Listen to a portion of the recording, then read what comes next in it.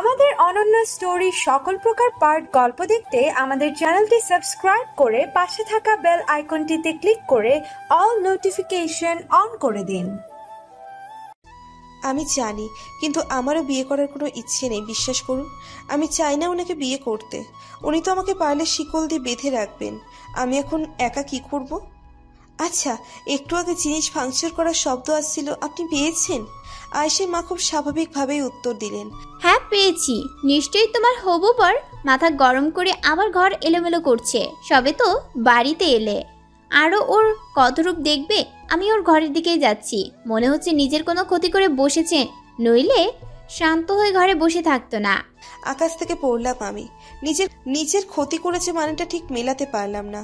বিস্ফোরিত কণ্ঠে বললাম, মানে নিজের ক্ষতি করবেন কেন উনি? তা কি করে বলবো, আয়াসই ভালো বলতে পারবে। নিজের অজান্তেই অস্থিরতা বাড়তে থাকলো আমার মনে। সেই অস্থিরতা লুকাতে গিয়েও পারলাম না। হতভম্ব করে বললাম, দয়া করে আমাকে ওনার ঘরে নিয়ে যাবেন। বাবা, যে তোমার বিরুদ্ধে গিয়ে বিয়ে করছে, তোমায় অত্যাচার করছে, তার প্রতি এত দরদ? নাকি বড় বাড়ি গাড়ি আর টাকার দরদ? কথাগুলো উদ্ভট আর যুক্তিহীন লাগলো আমার কাছে। অদ্ভুত মহিলা তো উনি। নিজের ছেলের এই অবস্থা আর আমার সঙ্গে দাঁড়িয়ে দিব্যি আমাকে যাচ্ছে তাই বলে চলেছেন। যদিও সৎ মা, কিন্তু শেষমেশ মা শব্দটা তো জড়িয়েই আছে। আবারও উনি বললেন, দেখো, আমার কাছ থেকে বেশি কিছু আশা করবে না। পারলে কোনো কাজের লোকের সাহায্য নিয়ে এসো আয়েশের ঘরে। আমি যাচ্ছি। পায়ে হাঁটার শব্দ পেলাম। কিছু বলার ভাষা না পেয়ে থম মেরে দাঁড়িয়ে থাকলাম। সবটা বিরক্ত লাগছে আমার। এই বাড়ির কোনো সদস্যের ব্যবহার স্বাভাবিক নয়। ম্যাম, আপনি কি ছোট ছেলের ঘরে যাবেন? অপরিচিত মেয়ের কণ্ঠে মাথা তুলে এদিক সেদিক করলাম। ছোট্ট করে বললাম, কে? আমি ফুলকি, বাড়ির একজন স্টাফ। বলছিলাম যে স্যারের ঘরে যাবেন, আমি পৌঁছে দিই। হ্যাঁ হ্যাঁ, নিয়ে চলো। সময় নষ্ট না করে জবাব দিলাম আমি। মেয়েটা আমার হাত ধরলো। আমি হাঁটতে শুরু করলাম। নতুন জায়গা, কারো সাহায্য না নিয়ে একা চলা মুশকিল। মনের আকুলতা তরতর করে বেড়ে চলেছে। থামাথামির কোনো নাম নেই। যে দিয়েছে এত ব্যথা, তার জন্য কেন মনে এত আকুলতা? তার কারণ জানা নেই। হয়তো একসময় ওনার কারণে আমার প্রাণ বেঁচেছে, আমার সম্মান বেঁচেছে। সেই কারণেই মনটা আয়াসকেও তার প্রতিদান দিতে ঠেলে দেয়। এক সময় আমায় থামালো ফুলকি। চিন্তিত কণ্ঠে বলল, ম্যাম, আর আগে যাওয়া যাবে না। স্যারের ঘরের সামনে দাঁড়িয়ে আছি, ভেতরে কাচের টুকরো পড়ে আছে, আপনি গেলে পায়ে লাগতে পারে। আর আয়াস, উনি এই ঘরে নেই? ওনার কথা আর জিজ্ঞেস করিয়েন না। দুজন স্টাফ ওনাকে টেনে তুলছেন। মাথা রক্ত গড়িয়ে পড়ছে, মনে হচ্ছে নিজেই নিজের মাথায় মেরেছে। ভ্রু যুগল কুচকে এলো আমার। সঙ্গে বেশ অবাকও হলাম। এ কার পাল্লায় পড়েছি জানি না। যে নিজেকে ভালো রাখতে জানে না, সে আমাকে কি করে ভালো রাখবে? সঙ্গে দ্বিগুণ বাড়ালো আমার চিন্তা। ওকে বিছানায় শুয়ে দাও আর কাজ সরিয়ে ফেলো, পরিষ্কার করো। যত সব ঝামেলা, কিন্তু কি করার, এইসবের একমাত্র অধিকারী কিনা, যত্নে তো রাখতেই হবে। প্রবল আক্রোশ নিয়ে বলা কথাগুলো বললেন আয়েশের মা। ওনাকে প্রথম থেকেই দেখছে, হয়তোবা মানুষকে আঘাত দিয়ে কথা বলতে পছন্দ করেন। মিনিট দশেক পর ফুলকি আবারও বলে উঠল, সব পরিষ্কার করা হয়ে গেছে, আপনি কি স্যারের ঘরে যাবেন? চিন্তায় পড়ে গেলাম। একবার ইচ্ছে করছে একবার ঘরে গিয়ে বসে ওনার খবরটা নিতে। আবার উনি আমার সঙ্গে যা যা করেছেন তা নিয়ে চূড়ান্ত রাগ হচ্ছে। দোটানায় ভাবতে ভাবতে আমি মাথা ঝাঁকিয়ে বললাম, নিয়ে চলো। আমায় ঘরে নিয়ে এসে আয়েশের পাশে বসিয়ে দিল ফুলকি। হাত তুলে হাতিয়ে ওনার উপর হাত রাখতেই মনে হলো ওনার গালে হাত পড়ল আমার। ওনার গালে কোনো তরল পদার্থ আমার হাতে লেগে গেল। তৎক্ষণাৎ ফুলকি বলে উঠল, ওটা রক্ত ম্যাম, স্যারের কপাল ফেটে গেছে। আতকে উঠে হাত সরিয়ে নিলাম। ভীত সুরে জিজ্ঞেস করলাম, ডক্টর? কে কে কল করা হয়েছে? মনে হয় না মালিয়া ম্যাডাম এবার হয়তো ডক্টরকে কল করবেন না। করবে না মানে? তাহলে উনি কি এভাবেই পড়ে থাকবেন? এর আগেও কয়েকবার মালিয়া ম্যাডাম ডক্টরকে কল করেছিলেন, কিন্তু আয়াস স্যারের জ্ঞান এলেই বা চিৎকার চেঁচামেচি করতেন মালিয়া ম্যাডামের উপর। তাই তো ম্যাডাম বলেছেন আর স্যারের কোনো ভালো করতে আসবেন না। মেরে বসে রইলাম। ওনাকে এভাবে ফেলে রাখা যায় না। কোনো অচেনা মানুষ হলেও ওনাকে নিশ্চয়ই এভাবে ফেলে যাবে না। আমি তড়িৎ গতিতে বললাম, আচ্ছা তুমি ওনাকে ব্যান্ডেজটুকু করে দিতে পারবে না? না না, আমি ওইসব করতে গেলে স্যার আমার অবস্থা খারাপ করে দেবেন। উফ, আয়েশকে কে জানাবে কাজটা তুমি করেছো? ওনার তো জ্ঞান নেই, মনে হচ্ছে রক্তপাত হয়েই চলেছে। কোনো রকমে ব্যান্ডেজ তো করাতে হবে না কি? তুমি ব্যান্ডেজ করে দাও, কেউ জানবে না কাজটা তুমি করেছো। তাড়াতাড়ি করো। আমার কথায় রাজি হয় ফুলকি। ভয়ে ভয়ে করিয়ে দেয় ব্যান্ডেজ। আমি স্বস্তির শ্বাস নিই। তারপর হাতে পানি নিয়ে ওনার চোখে মুখের ওপর দিই। ফুলকি তা দেখে ভয়ে ভয়ে বলে, স্যারের জ্ঞান ফিরছে। আয়েশ আমার হাত চেপে ধরতেই নড়ে চড়ে বললাম আমি। হাত ছাড়িয়ে নিতে চাইতেই আরও জোরে চেপে ধরলেন আমার হাত। বৃথা চেষ্টা করলাম না আমি।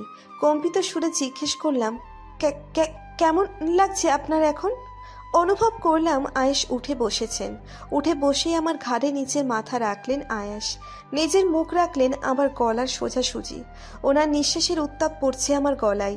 ঢোক গিলে চোখ বন্ধ করলাম আমি। হয়তোবা ফুলকি এখনো ঘরে আছে।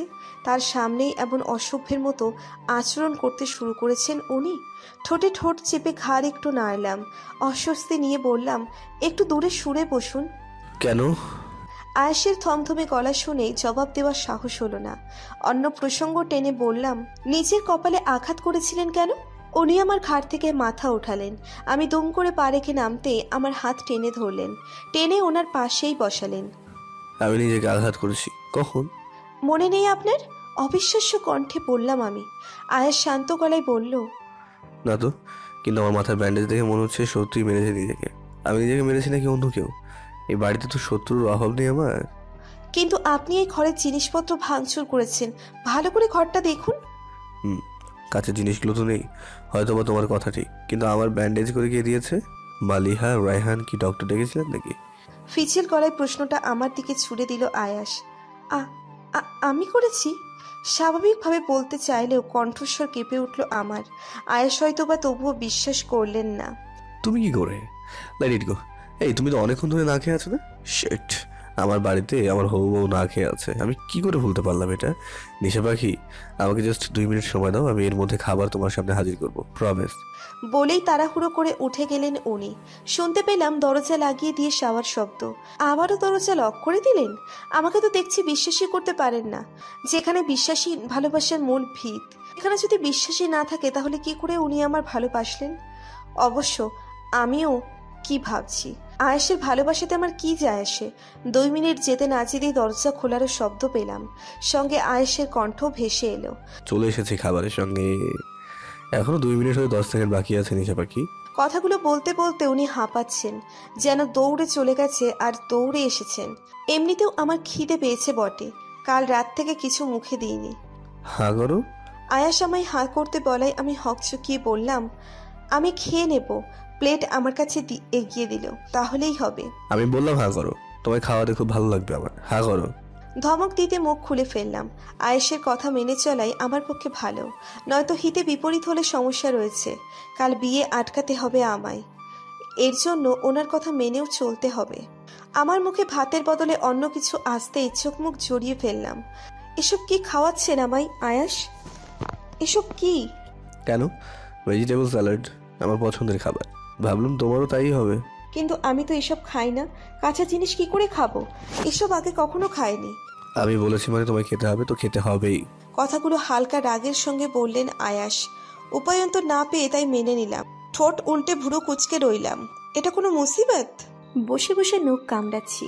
রাতের খাবার খেয়ে মনটা শান্তি হয়নি মোটেও। কাঁচা কাঁচা খাওয়ার মতো সবজি খেয়ে থাকা যায় নাকি? কয়টা বাজে তাও জানি না, হয়তোবা রাতটা একটু বেশি হয়েছে। একা একা সময়টাও কাটছে চাইছে না কিছুতেই। কথা বলার মতো কেউ থাকলে তো সময় কাটবে। আগে তো হোটেলে কাজ আর সমুদ্রের ধারে হাঁটতে, সেই সঙ্গে আমার টিয়া পাখি পিহুর সঙ্গে কথা বলতেই সময় কেটে যেত। পিহু ছিল আমার খুব কাছের। পাখিটা আমায় গিফট করেছিল মামা। মামার কথাও খুব মনে পড়ছে। নিশা পাখি, তোমার কালকে বিয়ের জন্য বেনারসিয়া নতুন গয়না কিনে এনেছি, দেখো তো ভালো লাগে কিনা। আচমকা ঘরে আমি ব্যতীত আয়েশের কণ্ঠ পেয়ে চমকে মাথা নাড়ালাম। মুখ ফসকে বলে ফেললাম, বিয়ে? কোন বিয়ে? আমি বিয়ে করব না। বলেই নিচের মুখটা চেপে ধরলাম আমি। বাঘের সামনে পড়েছি মনে হচ্ছে। আয়েশের এগিয়ে আসার শব্দ পেয়ে পা তুলে বিছানায় পিছিয়ে গিয়ে বসলাম। আয়েশের থমথমে কণ্ঠ ভেসে এলো। একই জেদ বারবার না করলেই নয়, নাকি আমার রাগ দেখতে চাইছো? আমি মোটেও চাই না আমায় কোনো রকম জরুরি করতে হোক বিয়ের জন্য। আমি চাই তুমি খুশি মনে আনন্দের সঙ্গে বিয়েটা করে নাও। বিয়ে মানে কি জানেন?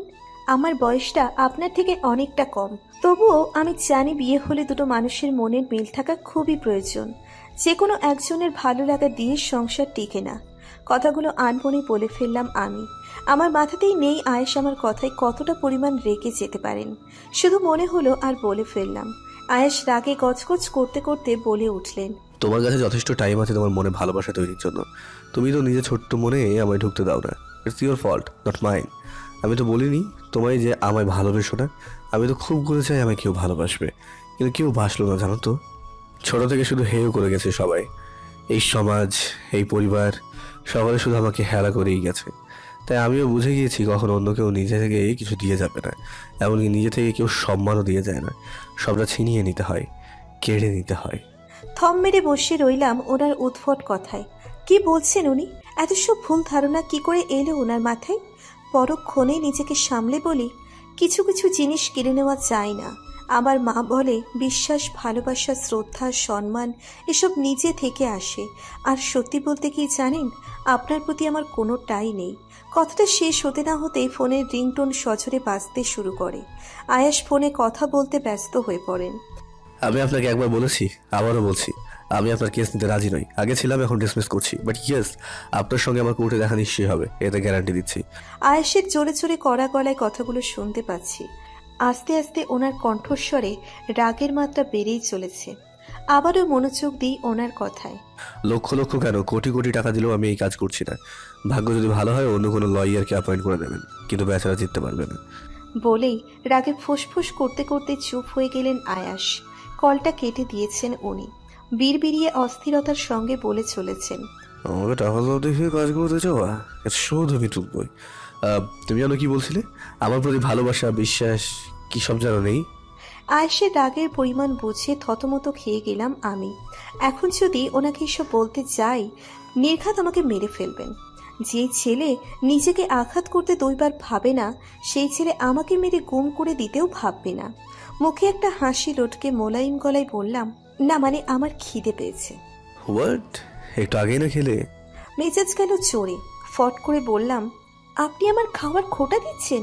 এটা আমার কাছে অপমানজনক। ঠিক আছে, আপনি আমার জন্য পানি নিয়ে আসুন, পানি খেয়েই থাকবো।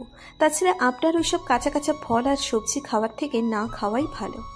মুখ ফুলিয়ে ফেললাম। সত্যি আমার খুব খিদে পেয়েছে, কিন্তু এ বাড়িতে কি মন মতো খাবার পাওয়া যাবে? রাগে দুঃখে অন্যদিকে মুখ ঘুরিয়ে বসলাম। আয়েশের অস্তিত্ব নিজের সামনে এবং অনেকটাই কাছে অনুভব করলাম। ঢোকিলে ঘাড় ঘুরিয়ে অন্যদিকে করতেই আমার দুটো গাল চেপে ধরেন আয়াস। বেশ ব্যথিত সুরে বলেন, আমি সত্যি এইভাবে বলতে চাইনি, তুমি ভুল ভাবছো। তোমার যত ইচ্ছে খেতে পারো, আমি এক্ষুনি খাবার নিয়ে আসছি। আর এবার স্যালাড আনবো না, প্রমিস। ঠোঁটে ঠোঁট চেপে সেভাবেই বসে রইলাম। গাল ছেড়ে এবার আমার হাত ধরলেন আয়াস। হাতের পিঠে আলতোভাবে চুমু খেতেই হাতটা ছিটকে সরিয়ে নেয় আমি। ঘন ঘন নিঃশ্বাস পড়তে শুরু করে। হার্টবিট নিচের গতিটা যেন দ্বিগুণ বাড়িয়ে দিয়েছে। কারো এত গভীর ঠোঁটের ছোঁয়া আমি পাইনি কখনো। আয়াস স্তম্ভিত কণ্ঠে বললেন, আই এম সরি। তবুও একটা শব্দ করলাম না আমি। মুখে কুলুপ এঁটে বসে থাকলাম। সরি বললাম তো, কথা বলছো না কেন? হ্যাঁ হ্যাঁ, কথা বলো। সরি অ্যাকসেপ্ট করো। করবে না? অ্যাকসেপ্ট করতেই হবে। আমি এত বছর পর কাউকে সরি বলেছি, তুমি অ্যাকসেপ্ট করবে না? আমি আপনার সরি অ্যাকসেপ্ট করেছি তো, করেছি অ্যাকসেপ্ট। আয়েশের ধমকানিতে তাড়াহুড়োতে কাপা গলায় বললাম, সরি অ্যাকসেপ্ট না করলে কেউ জোর করে সরি অ্যাকসেপ্ট করায় সেটা আমার জানা ছিল না। আয়েশ খাবার নিতে চলে গেলেন। জানি না আবার কি আনবেন। একটা শব্দে নড়ে চড়ে দাঁড়ালাম আমি। খুব ভুল না হলে এটা ফোনের মেসেজের টোন হওয়ার কথা। এই ঘরে ফোনও আছে জানা ছিল না। তড়িঘড়ি করে খুঁজতে লাগলাম ফোন। চেয়ারের ওপরে ফোনটা পেলাম ঠিকই, কিন্তু হতাশ হলাম সেই সঙ্গে। ফোনটা তো বাটন ফোন নয়, এটা স্মার্টফোন। যতটুকু আশা পেয়েছিলাম সবটাই মাটি হয়ে গেল এক নিমেষে। তবুও ফোনটা নিয়ে বৃথা চেষ্টা করলাম আমি। দরজা খোলার শব্দ পেয়েই হকচকিয়ে ফোনটা হাত থেকে পড়ে গেল। তীব্র ভয় নিয়ে মূর্তির ন্যায় দাঁড়িয়ে রইলাম। কি করছিলে ফোন নিয়ে? সুযোগ পেয়েছো আর সুযোগে ব্যবহার করতে শুরু করে দিয়েছো? দৃঢ় কণ্ঠ আয়েশের। চোখ মুখ শুকিয়ে গেল আমার। আমি ঘটনা সামলাতে বলে ফেললাম, না, আপনার ফোনে মেসেজ এসেছিল, আমি তো শুধু চেক। মিথ্যে বলবে না, আই হেট লাইং। কাকে ফোন করতে যাচ্ছিলে? নীলাদ্রকে? হ্যাঁ বলো, ওকে কল করতে যাচ্ছিলে তুমি? ওনার হুঙ্কারে কানে হাত দিয়ে চেপে ধরলাম আমি। অনবরত কাঁপছি আমি। হঠাৎ করেই খুব জোরালো শব্দ হলো। আমার পায়ে ছিটকে এলো তরল গরম পদার্থ। পায়ে লাগতেই সরে এলাম আমি। পা যেন পুড়ে যাওয়ার মতো যন্ত্রণা হলো আমার। বিছানায় পা ধরে বসে পড়লাম। আমার বাহু উনি চেপে ধরতেই ঘাবড়ে গেলাম। চোখ মুখ জড়িয়ে এলো ব্যথায়। আমাকে ঝাঁকাতে ঝাঁকাতে শক্ত কণ্ঠে বললেন, আবার মনের অন্দরমহল আর আমার বাড়ির অন্দরমহল কোনোটা থেকে বের হতে পারবে না। আর যদি তুমি কোনো ক্রমে বের হওয়ার চেষ্টা করেছো তাহলে তোমায় খুন করে তোমার লাশের সঙ্গে থাকবো আমি। কথাটা মাথায় ভালোভাবে ঢুকিয়ে নাও। আমার মাথার পাশে টোকা দিয়ে চোখে পানি টলমলো করে উঠল আমার। আমায় ছেড়ে দিলেন আয়াস। পায়ের জোরালো আওয়াজ আস্তে আস্তে মিলিয়ে গেল। দরজার জোরে লক করার শব্দও পেলাম। সঙ্গে সঙ্গে ফুপিয়ে কেঁদে দিলাম। এটা কোথায় এসে ফাঁসলাম? কান্নারত কণ্ঠে নিজেই নিজেকে বললাম, এই লোকের সঙ্গে নিজেকে মানিয়ে নেওয়া অসম্ভব। আমি থাকবো না এখানে। কিন্তু কি করে যাব? কে বের করবে আমায় এই বিপদ থেকে? প্রায় আধা ঘন্টা একইভাবে পায়ে হাত দিয়ে বসে আছি। অসহ্য লাগছে চারপাশটা। বাতাসের কণায় কণায় যেন বিষাদ মেখে আছে। একটা সুখ পাখি চাই, যেই সুখ পাখি একটুখানি সুখ দেবে। বিষাদময় বাতাসে যে শান্তির হাওয়া বইয়ে দেবে। ফুলকির মৃদু গলায় মুখ তুললাম। তোমার স্যার আমার মনকে যেভাবে বিষিয়ে দিচ্ছে, আমার বাইরের ব্যথাটা কমই মনে হচ্ছে ফুলকি। আর উনি যদি জানতে পারেন তুমি ওনার অনুমতি না নিয়েই আমায় ঔষধ লাগিয়ে দিয়েছ, হতে পারে তোমার ওপরেও রাগ দেখাবেন। আমি জানি আপনার মন খারাপ। আমি সব সময় ভাবতাম ছাড়ের জীবনে যে আসবে তার জীবনটা নষ্ট হয়ে যাবে। হচ্ছেও তাই। আপনি চোখে দেখতে পেলেও একটা কথা ছিল। আমি শুধু মলিন হাসি দিলাম। ফুলকিকে জিজ্ঞেস করলাম, সেটাই। দুনিয়ার এত মেয়ে ছিল, শেষমেশ আমার মতো অন্ধ মেয়েকে কেন বাঁচলেন জানি না। কোনো স্বাভাবিক বড়লোক মানুষ অন্ধ মেয়েকে বিয়ে করার জন্য জোর করে না।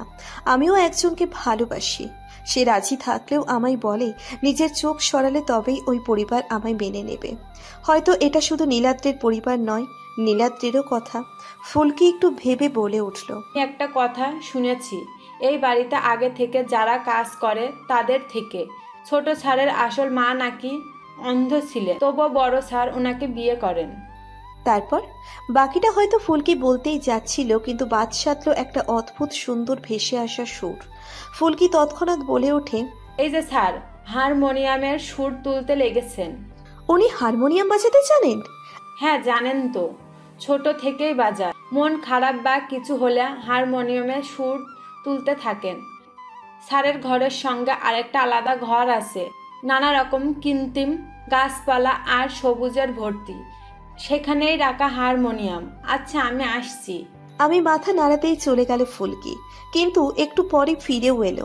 এসে বলল, আর আপনাকে ডাকলেন, ওনার ঘরে যেতে বলেছেন। আমাকে ডাকলেন? কেন? একটু ভয় ভয় বললাম আমি। আমার অবস্থা বুঝে ফুলকি হেসে দিয়ে বলল, ভয় পাবেন না, এখন স্যার ভালো মুডে আছেন, না গেলে রেগে যেতে পারেন। ওনার মন কখন কি অবস্থায় থাকে উনি নিজেও জানেন না। একসময় খুবই ভালো আচরণ করবেন, আবার সেকেন্ডেই পাল্টে যাবেন। পৃথিবীতে এজন্যই গিরগিটির কম পড়ছে মনে হয়। এখন মানুষ গিরগিটির চেয়ে বেশি রং পাল্টায় কিনা।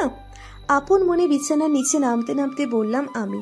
ফুলকি সেসব স্পষ্ট শুনতে না পেয়ে প্রশ্ন করলো, কিছু বলবেন? কই না তো, আমায় নিয়ে চলো।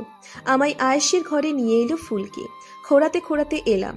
পায়ে জ্বালা পড়া করছে খুব। এখন ওনার কথা অনুযায়ী চলতে পারলে হয়তো ওনার বিশ্বাসটুকু অর্জন করা যেতে পারে।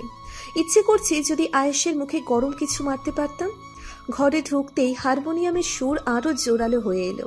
ওনার তোলা সুর সত্যিই মোহনীয় বলা যায়। মুগ্ধ করে ফেলছেন সুর দ্বারা। একসময় সুর বন্ধ হয়ে গেল। শুনতে পেলাম আয়েশের কণ্ঠ। আয়েশ আমার হাত ধরলেন, নিজের দিকে টেনে নিয়ে এলেন।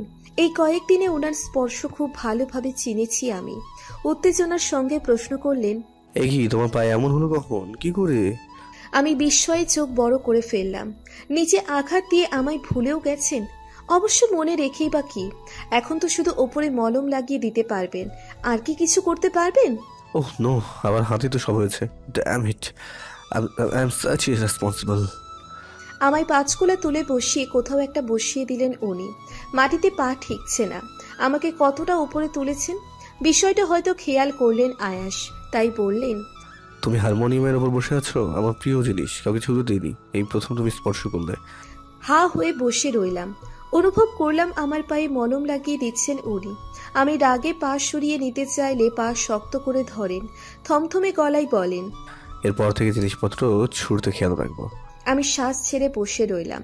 ওনার কাজ শেষ হলে আবারও আগের মতো হারমোনিয়াম বাজাতে লাগলেন। যাই হোক না কেন, এই সুর মনে দোলা দিচ্ছে আমার। মন খারাপরে পালিয়ে যাচ্ছে, ভার মাথা হালকা হয়ে যাচ্ছে। জানো, আমার মা তোমার মতো অন্ধ ছিলেন, কিন্তু প্রতিটা মানুষের একটা শখ থাকে। মায়ের হারমোনিয়াম বাজানোর ইচ্ছে ছিল খুব, বাজাতেন মাঝে মাঝে, কিন্তু সুর মেলাতে পারতেন না। আমাকেও হারমোনিয়াম বাজানো শেখান মা। তারপর থেকে মায়ের কথা মনে পড়লে এখানে সুর তুলি। আমি ছাড়া এটা কেউ টাচ করে না। আয়েশের কথা মনোযোগ দিয়ে শুনছি আমি। একটু থেমে উনি স্নিগ্ধ মাখা গলায় বললেন, মায়ের পর আমার বুকে তোমার স্থান নিশা পাখি।